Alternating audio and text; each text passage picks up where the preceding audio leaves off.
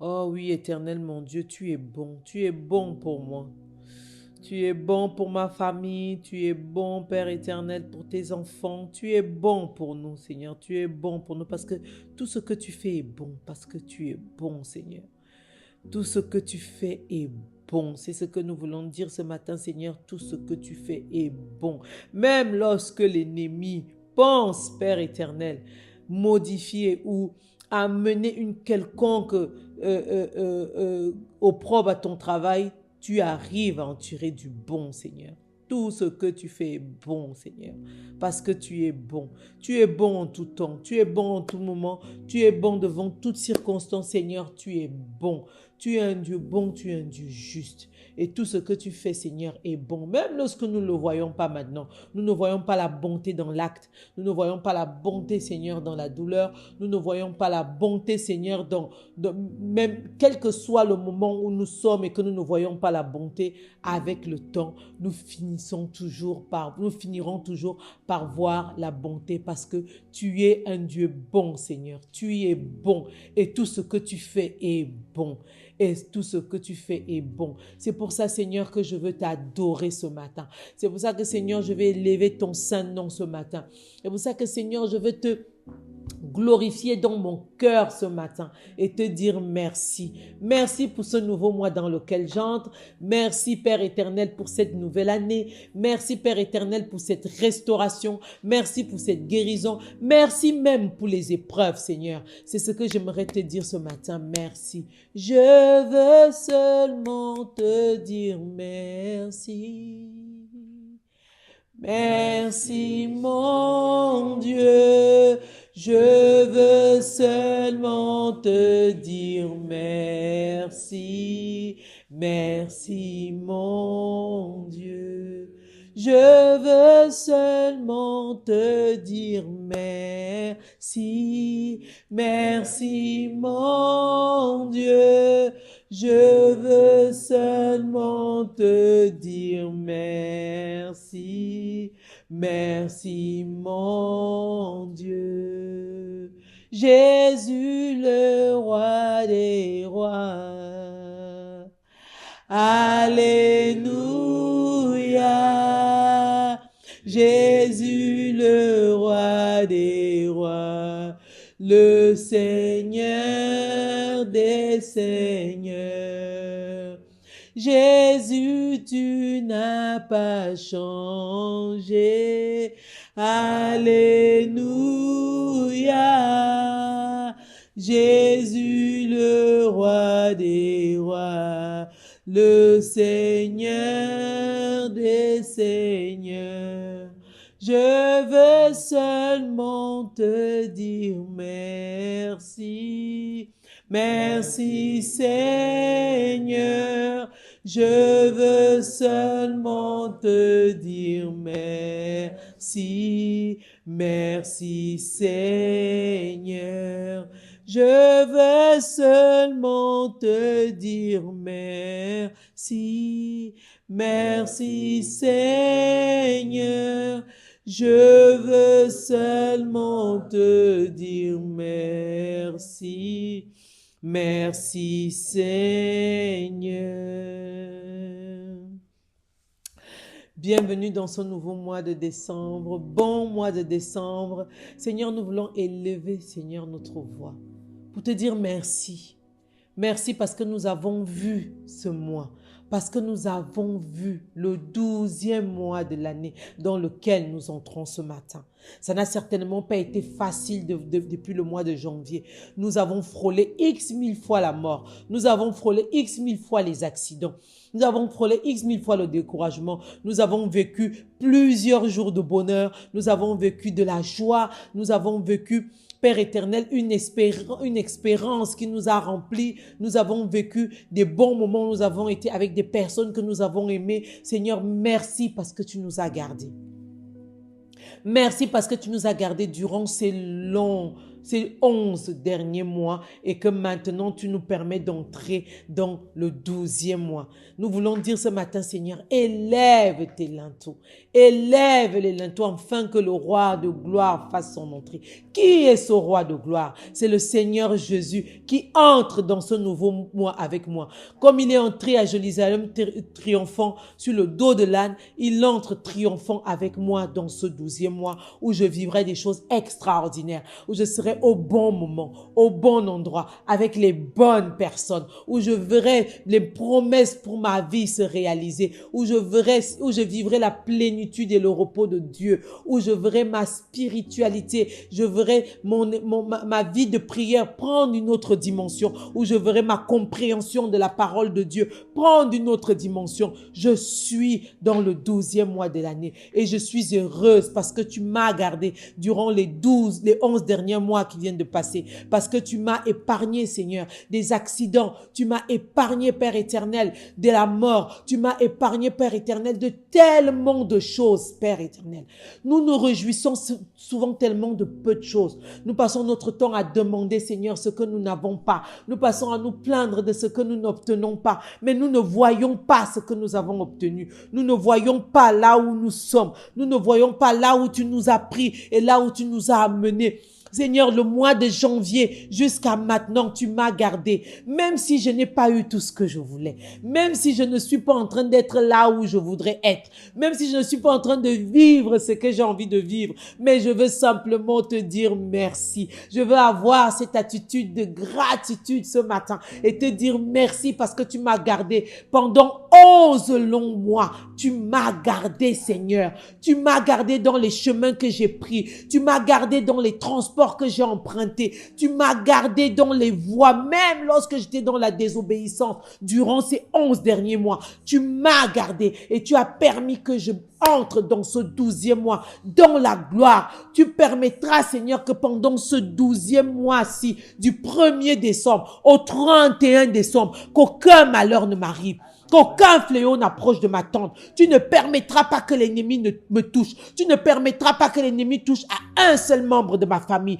Tu ne permettras pas que l'ennemi touche mes enfants. Tu ne permettras pas que l'ennemi touche mes possessions. Tu ne permettras pas que l'ennemi touche l'église. Tu ne permettras pas, Seigneur. Tu ne permettras pas. Si tu m'as gardé durant ces 11 derniers mois, c'est parce que tu as un plan pour ma vie. Et ce plan est sur le point de se réaliser. Ce plan est en marge de se réaliser. Ce plan est sur le point, Père éternel, de bénir des milliers de personnes et d'être un impact pour là où tu m'as placé. Merci, Seigneur, parce que tu m'as gardé.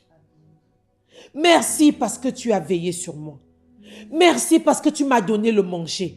Merci parce que tu m'as donné le boire. J'entends ça et là, Seigneur, des bruits. J'entends ça et là, Père éternel, des bruits d'accidents. J'entends ça et là, des bruits de mort. J'entends ça et là, Père éternel, des personnes qui disent, je n'avance pas, rien ne se passe, tout stagne, Seigneur. J'entends ça et là, Père éternel, que je combats trop. Mais moi, je veux simplement te dire, merci.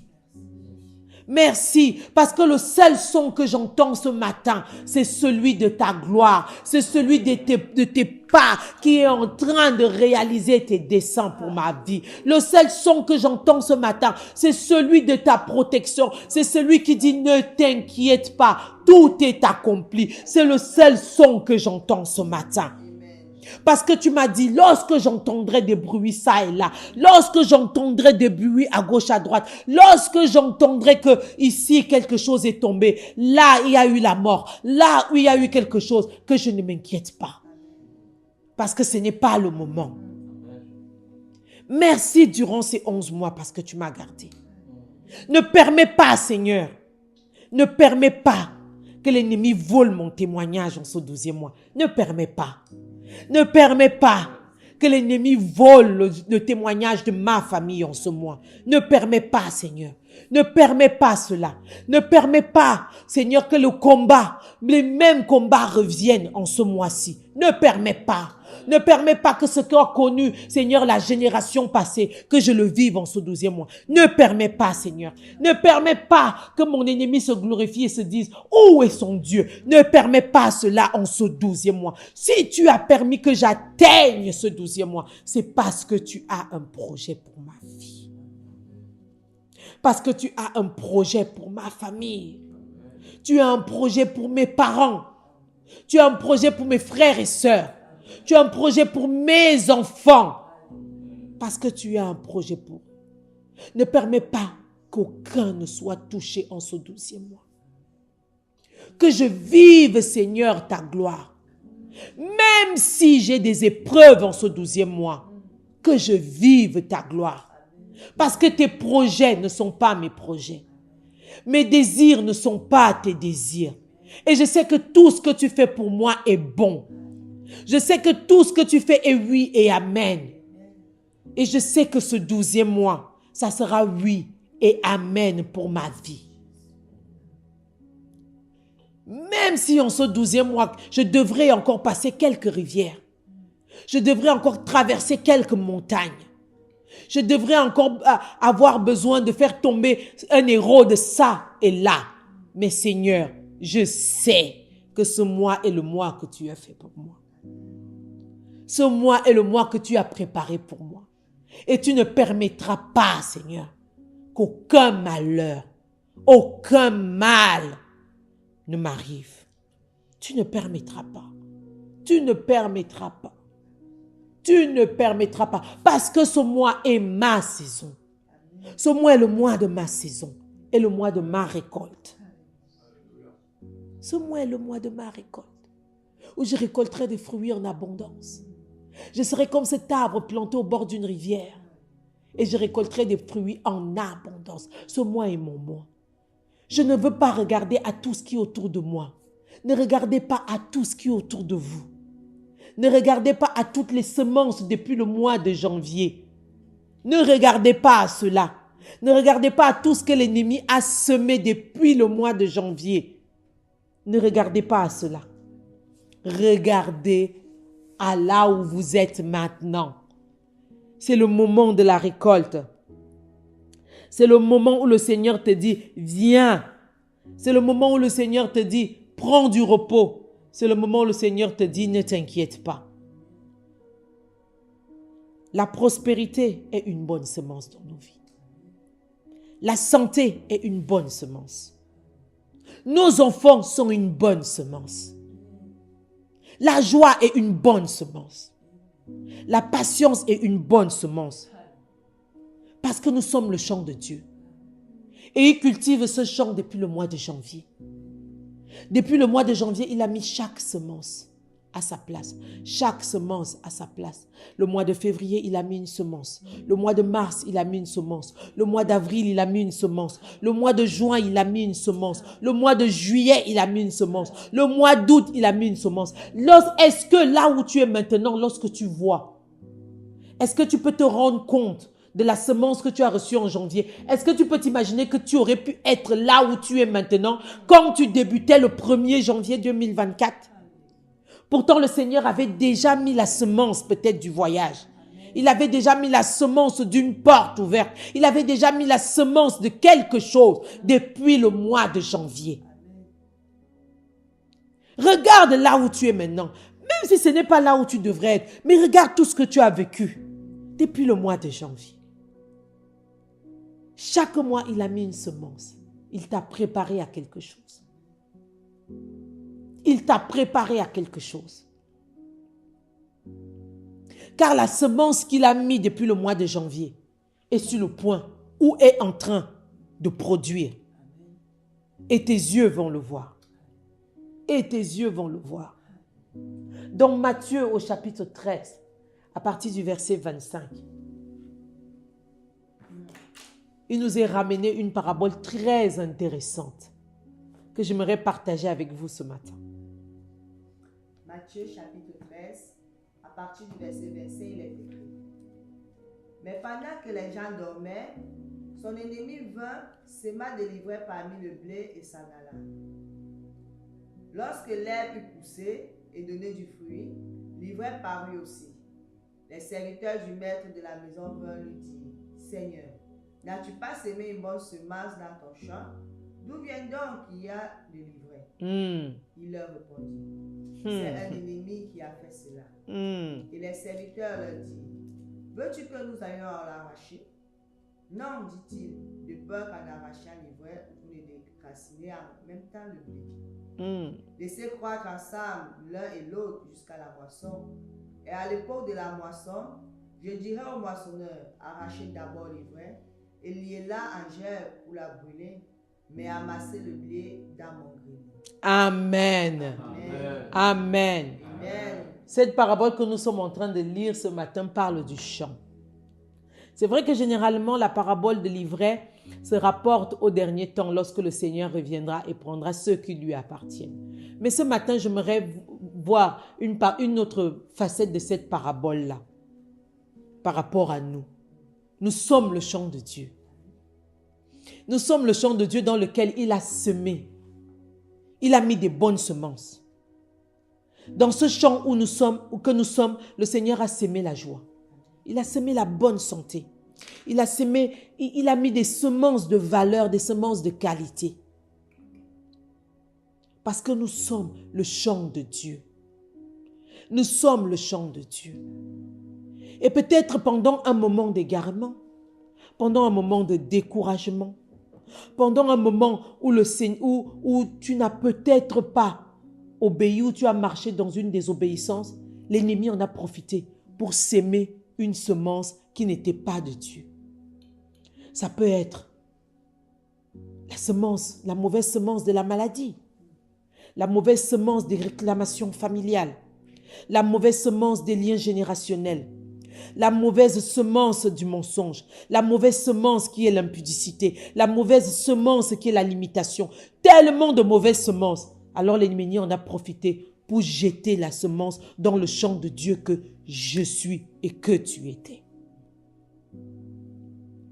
Mais lorsque tu es reparti vers le Seigneur a dit à ses anges, non, n'allez pas arracher ce que l'ennemi a fait. Parce que j'ai besoin de la semence de l'ennemi pour que mon nom soit glorifié. J'ai besoin de sa semence pour montrer que moi, je suis Dieu et que c'est moi qui ai le dernier mot sur le champ qui est le mien. Parce que sa vie est mon champ dans lequel j'ai sémé des graines de valeur. Alors il dit, laissez-les grandir parce qu'ils doivent voir. L'ennemi qui est autour doit voir quel Dieu il sert. Et le moment venu, je saurai séparer et arracher la mauvaise semence de sa vie, afin que mon nom soit glorifié. Vous êtes le champ de Dieu. En ce 12e mois, le Seigneur vous dit, tu es mon champ. Et ce 12e mois, cette saison, je vais récolter le bon blé dans ta vie que je vais amasser dans mon grenier. Afin qu'il soit en abondance pour les bonnes œuvres et pour d'autres choses. Et un plus encore pour que tu puisses bénir ceux qui t'entourent. Ne t'inquiète pas si depuis le mois de janvier, la bonne semence était là et que l'ennemi a semé une mauvaise semence. Puis tu l'as senti et tu t'es dit, mais pourquoi j'ai commencé à combattre à partir du mois de février? Mes combats se sont intensifiés. Pourquoi la joie que je ressentais a commencé à disparaître à partir du mois de juillet? Parce que la semence du désespoir était déjà dans ta vie et voulait étouffer cette bonne semence de la joie dans le champ de Dieu que tu es. Mais Dieu te dit, laisse que les deux grandissent ensemble. Parce que ce n'est pas toi qui combats, c'est moi qui combats pour toi. Parce que c'est dans ta faiblesse que moi je suis la force. C'est ce que le Seigneur te dit en ce 12e mois. En ce 12e mois, il dit à ses anges, nous allons passer à la récolte. Nous allons passer dans cette nouvelle saison, une saison de gloire, une saison d'élévation, une saison de prospérité, une saison de restauration. Et nous allons arracher l'ivraie. Nous allons arracher l'ivraie du combat, l'ivraie de la tristesse, l'ivraie des réclamations, l'ivraie, toute cette ivraie qu'a imposé l'ennemi dans notre vie. Il dit, nous allons l'arracher et nous allons prendre le bon blé en abondance, En abondance. En abondance. Parce que nous sommes le champ de Dieu. Parce qu'avant que tu ne fuses né, il te connaissait. Il t'a appelé par ton nom et il t'a établi. Avant même la fondation de cette terre, tu étais déjà son champ, qu'il avait labouré, qu'il avait tourné la terre. Il avait pris soin de ce champ-là, malgré que l'ennemi est entré. Malgré que l'ennemi est entré, tu demeures et tu restes le champ de Dieu. Je me souviens qu'à l'époque, lorsque je parlais aux tantes, aux oncles, lorsqu'on parlait des terrains, une fois, ma belle-mère était en train de me raconter que, par exemple, sa belle-mère à elle lui avait montré des terrains et lui disait que ça, c'est mes terrains. Pourquoi c'est tes terrains? Parce que j'ai cultivé sur ces terrains-là. Et la loi, on peut dire la loi coutumière disait que lorsque tu cultives, lorsqu'une femme cultivait sur un terrain pendant plusieurs années, ce terrain-là lui appartenait automatiquement et était transmis à sa belle-fille, ainsi de suite, de génération en génération. Et c'est comme ça que les terrains devenaient des possessions des familles. C'est comme ça que les terrains devenaient des possessions des familles. Ça ne changeait rien, quel que soit ce qui était semé dessus. Quel que soit le temps que le terrain restait sans être labouré, quel que soit le temps, ce terrain devenait la possession de la famille parce qu'il avait les semences, les premières semences qui avaient touché ce terrain étaient les semences d'un membre de la famille. C'est la même chose avec Dieu. Vous êtes le terrain de Dieu. Quelles que soient tes erreurs, ta désobéissance, le fait que tu aies beaucoup prié ou pas, le fait que tu aies jeûné ou pas, le fait que tu as passé 6 heures, 15 heures de temps dans la prière ou pas, tu restes le champ de Dieu. Tu restes son champ. Parce que tu lui dis, Seigneur, je t'appartiens. Seigneur, me voici. Je suis ton champ. Je te suis. Je suis ton champ. Je suis le champ dans lequel tu as choisi de mettre ta bonne semence. La semence de ton sang qui a coulé à la croix pour moi. Je suis le champ que tu as choisi de sauver. Je suis le champ que tu as choisi de labourer et d'enlever tout péché.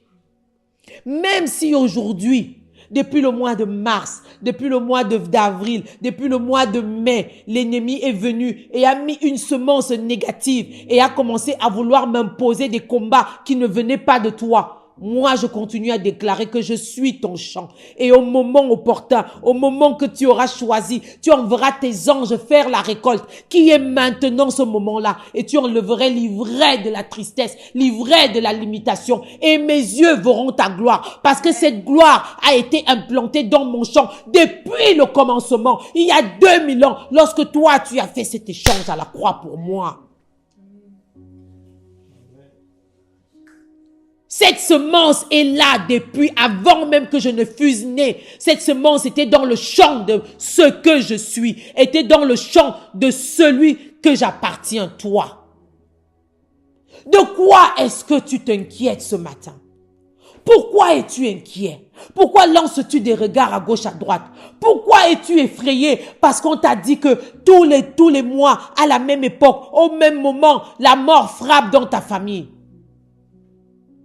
Mais tu n'es plus le champ de ta famille, tu es le champ de Dieu.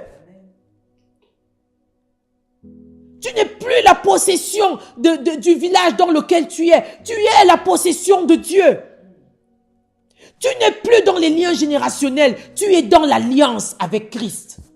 Pourquoi t'inquiètes-tu si tu lui as remis toutes choses, si tu lui as remis ta vie, tu lui as remis ta famille, tu lui as tout remis? Pourquoi t'inquiètes-tu ce matin? Ne t'inquiète de rien, mais en toute chose, fais-le savoir. Fais-le savoir à celui qui t'a sauvé. Fais-le savoir à ton Seigneur, à ton bien-aimé, à celui que ton cœur aime. Fais-lui savoir. Parce que tu es son champ. Est-ce que vous connaissez un seul cultivateur qui, même s'il néglige son champ, vous voyez avec amour lorsqu'il part tous les matins labourer, retourner la terre, enlever la mauvaise herbe, débroussailler autour, comment il le fait avec amour, comment il prépare, comment il commence à planter les semences et qu'il commence à visualiser déjà la récolte en abondance de cette semence-là. La récolte en abondance. Parce que nous sommes le champ de Dieu. Même si pendant que le Seigneur était en train de nous arroser, était en train de mettre la semence, un corbeau est venu est venu et a volé une graine. Un corbeau, par notre distraction, a commencé à manger les graines qui étaient tombées sur le bord. Le Seigneur te dit aujourd'hui, moi je suis capable de te renouveler parce qu'il dit que mes bontés se renouvellent tous les matins, chaque jour. Tu es mon champ. Tu es mon champ et rien ne change. Rien ne peut changer. Tu es mon champ. Tu es mon champ. Tu m'appartiens. Et dans mon champ, c'est moi qui laboure, c'est moi qui sème. C'est moi qui enlève les mauvaises herbes. Même lorsque l'ennemi croit déjà qu'il m'a mis à terre. Même lorsque l'ennemi se dit, ah, je l'ai eu. mais c'est le Seigneur qui a le dernier mot. Parce que lorsqu'il viendra comme ce cultivateur pour maintenant voir où en est mon champ, c'est lui qui verra cette mauvaise herbe et décidera de l'arracher, que l'ennemi soit d'accord ou non. Je suis le champ de Dieu. Déclare-le ce matin, je suis le champ de Dieu. Je suis le champ de Dieu. Et en moi, je porte la bonne semence. Je porte moi à la bonne semence de la rédemption. Je porte à moi la bonne semence de la sanctification. Je porte en moi la bonne semence. La bonne semence de la consécration. Je porte en moi la bonne semence de la parole de Dieu. Je suis le champ de Dieu. Je porte en moi la bonne semence de la puissance, car il a mis le pouvoir de la vie et de la mort dans ma langue. Ce que je déclare, c'est ce que je vois. Je porte en moi la bonne semence de la puissance. Si je décide que les choses doivent être ramenées à l'existence, ils le sauront parce que je suis son champ et qu'il m'a donné le pouvoir sur la création. Je suis le champ de Dieu. De quoi tu t'inquiètes? Tu es le champ de Dieu. La semence est déjà en toi. Ouvre ta bouche ce matin et déclare que ce qui n'existe pas, tu l'amènes à l'existence ce matin. Déclare que quelle que soit l'agitation de tes ennemis en ce 12e mois, tu verras la gloire de Dieu. Je verrai la gloire de Dieu. Je vivrai la gloire de Dieu. Ma vie ne sera pas touchée. Il dit que même si je prends n'importe quel poison, il n'aura aucun effet sur moi. Parce que je suis son champ. Et je réclame la bonne semence de la bonne santé ce matin dans ma vie. La bonne semence qui sont mes enfants. Je réclame, Seigneur, ce matin, qu'ils vivent ta gloire. La bonne semence qui est ma prospérité. Je réclame ce matin que, Père éternel, mes finances serviront à l'avancement de ton royaume. Mes finances bâtiront des hôtels pour toi dans le monde entier. Je déclare ce matin que je suis la bonne semence de la grâce. Et que là où je suis, quel que soit ce que je fais, je réussirai. Quelles que soient les oppositions, je réussirai. Quelle que soit la montagne, je vais la gravir. Quel que soit l'obstacle, je vais le traverser. Parce que je suis le champ de Dieu et que je porte en moi la semence. Parce que cette semence est plus forte que tout ce qui s'oppose à moi dans le monde. De quoi t'inquiètes-tu ce matin? Ne t'inquiète de rien. Ne t'inquiète de rien. Même lorsque les choses sont en train de t'assaillir. Hier encore, je recevais des courriers qui étaient en train de m'assaillir. Cela aurait pu m'attrister. Mais j'ai en moi la semence de la joie. J'ai en moi la semence de l'espérance. J'ai en moi la semence de la promesse de Dieu qui m'a dit ne t'inquiète de rien. En toute chose, fais-le-moi savoir. Quelle belle parole ça. En toute chose, fais-le-moi savoir. Qui n'aime pas ça? Quel enfant n'aime pas quand le parent lui dit que ne t'inquiète pas. Fais-moi savoir de quoi tu as besoin, je te le donnerai. C'est ce qu'il m'a dit à moi. Alors je lui fais savoir, Seigneur, que je suis assailli de toutes parts. Parce que je suis son champ. Je suis le champ de Dieu. Tu es le champ de Dieu. C'est cela que j'aimerais déclarer dans ta vie ce matin. Tu es le champ de Dieu. De quoi t'inquiètes-tu? Ne t'inquiète de rien. Ne t'inquiète de rien. Que là où tu es, quel que soit l'ivraie qui est en train de grandir en même temps que le blé, ne t'inquiète de rien. Ne t'inquiète de rien. Il viendra séparer l'ivraie du bon blé qu'il y a dans ta vie. Il viendra l'enlever. Il viendra déraciner cette semence que l'ennemi a insidieusement plantée dans ta vie. Les réclamations, ce n'est pas ton problème. Les liens, ce n'est pas ton problème. Les obstacles de la vie, ce n'est pas ton problème. Quel que soit là où tu es planté maintenant, ton environnement n'est pas un problème. Où que tu sois, ce n'est pas un problème.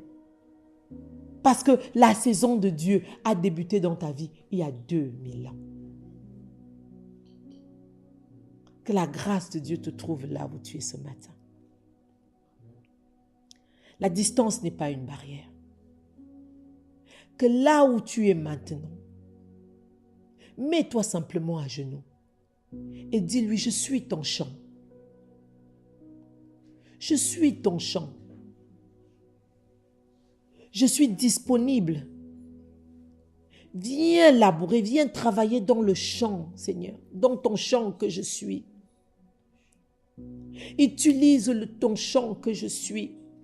Ne permets pas, Seigneur, que l'ivraie, Père éternel, grandisse plus que le blé dans ma vie. Dis-lui, me voici, Seigneur, ne permets pas. Ne permets pas que l'ennemi se réjouisse à mon sujet. Que là où tu es maintenant, quels que soient les liens, quelle que soit la réclamation, quel que soit, même si cet hôtel a tellement sémé la terreur dans ta famille, déclare ce matin que ce n'est pas ta portion. Parce que 1000 tomberont à ta gauche, 10 000 à ta droite, tu ne serais pas atteint parce que tu es le champ de Dieu. Même si les corbeaux sont en train d'environner le champ et essayer de voler les graines qui tombent sur les bords, ils n'accéderont pas au champ. Parce que Seigneur, tu as prévu des grandes choses pour moi. Et mes yeux verront ta gloire en cette fin de l'année. Ma vie, Seigneur, sera gardée par toi pour que je puisse te célébrer, car je suis le témoignage. Je suis le témoignage, Seigneur. Que ta grâce me touche ce matin. Que ton esprit m'inonde ce matin. Que là où tu es maintenant, que l'Esprit de Dieu commence à te toucher. Que sa gloire commence à envahir le lieu où là où nous sommes maintenant. Que la gloire de Dieu commence à envahir le lieu là où tu es maintenant.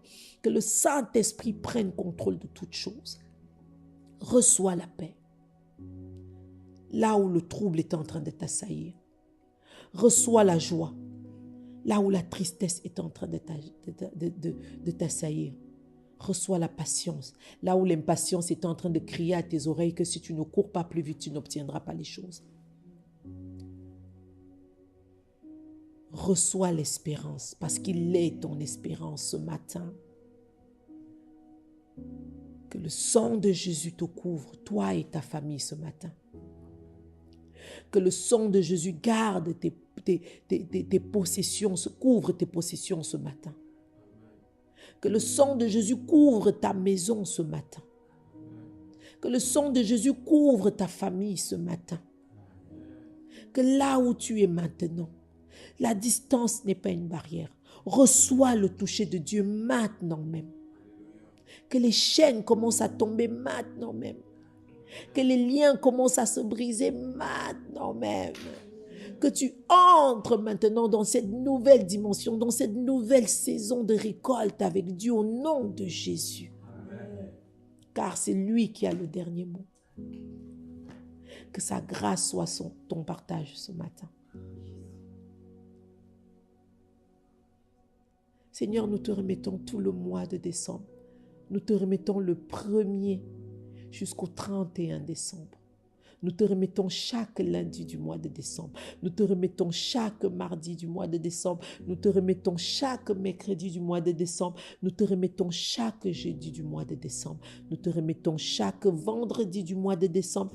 Nous te remettons chaque samedi du mois de décembre. Nous te remettons chaque dimanche du mois de décembre. Si tu as permis, Seigneur, que je vois ce mois, tu permettras que, Seigneur, je vois le mois suivant. Parce que j'ai un témoignage que je porte qui doit glorifier ton nom parmi les hommes. Veille sur moi tout au long de ces mois.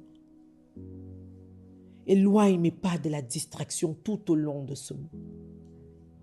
Que mes yeux restent fixés vers toi. Que ta crainte soit serrée dans mon cœur tout au long de ce mois. Ne permets point que je pêche contre toi, Père éternel. Merci, Seigneur, pour ce que tu es en train d'accomplir dans ma vie. Merci pour ce que tu es en train d'accomplir dans la vie des bien-aimés qui sont connectés ou dans la vie de ceux qui sont en ce lieu. Merci, Seigneur, pour tout ce que tu es en train d'accomplir. Mes yeux le voient parce que je l'ai reçu par la foi. Parce que tu me dis que personne n'était agréable sans la foi. Moi, j'ai la foi, aussi petite soit-elle, je l'ai. Et par la foi, je reçois ce matin toutes choses et je déclare que tout est accompli au nom puissant de Jésus. Je vous souhaite un excellent mois de décembre.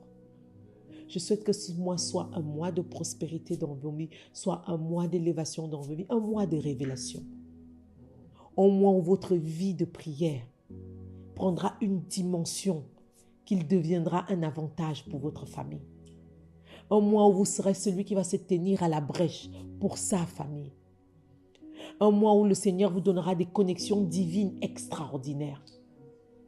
Un mois où vous verrez la gloire de Dieu. Quelle que soit l'épreuve que tu es en train de traverser en ce moment, quel que soit ce que tu es en train de vivre en ce moment, quelle que soit même la joie que tu ressens en ce moment, que cela soit toujours pour la gloire de Dieu. Parce que souviens-toi, tout ce que Dieu fait est bon. Si tu n'as pas encore reçu le Seigneur Jésus comme Seigneur et Sauveur, je t'invite ce matin à le recevoir dans ta vie, où que tu sois maintenant. Mets-toi simplement à genoux et appelle-le dans ta vie. Dis-lui, Seigneur, je me répands de mes péchés. Je me répands de tout le mal. Je me répands, Seigneur, de toutes choses. Viens et prends possession de ma vie. Viens ôter tout péché dans ma vie et fais de moi ton chant. Fais de moi un chant glorieux, un chant utile pour, Seigneur, cette génération-là. Fais de moi un chant utile pour ton Église, pour le corps du Christ. Je t'accepte comme Seigneur et Sauveur dans ma vie. Merci, Père éternel, pour la joie, pour la grâce que tu mets dans ma vie ce matin. Nous vous invitons à nous suivre sur toutes nos différentes plateformes. Et si vous avez le moindre question, vous avez le numéro qui s'affiche. Vous pouvez nous contacter, vous pouvez nous écrire pour des sujets de prière et nous aurons la joie de vous répondre et de vous amener vers celui qui a la réponse. Celui-là qui amènera la joie, la restauration dans votre vie. Lorsque vous allez le rencontrer, toute chose sera changée. Je ne vous dis pas ce matin que lorsque tu vas le rencontrer, il va te rendre riche. Je te dis simplement que lorsque tu vas le rencontrer, ça sera la rencontre. Parce que Jésus-Christ, il faut le rencontrer. Que le Seigneur vous bénisse. Excellente journée. À bientôt. Amen.